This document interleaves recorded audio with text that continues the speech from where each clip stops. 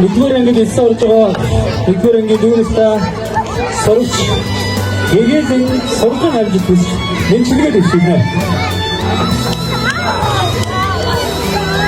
Игээ найрамдах бүсээ сурч игээсэн байна. Эрхэм хүндэт намын анх дуунара хичээлийн шинэ жилийн баярын мэнд хүргэе. За одоо нэгдүгээр ангид дуунартаа дахиж хэдэн үг байна.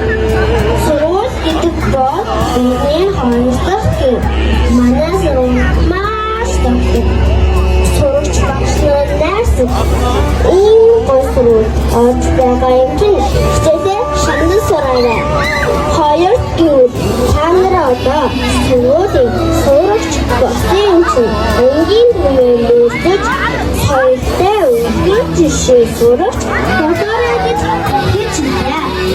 Энэ дээр огсорчтой хамгийн сургуулийн зөвхөн баган болсон багшлаастай хүүхдээ бүх талаар дэмждэг эцэг зүйлстэй мөн байсан. Шинэ сургууль шинэ жилийн жишээтэй бүгдний амжилт хүсье.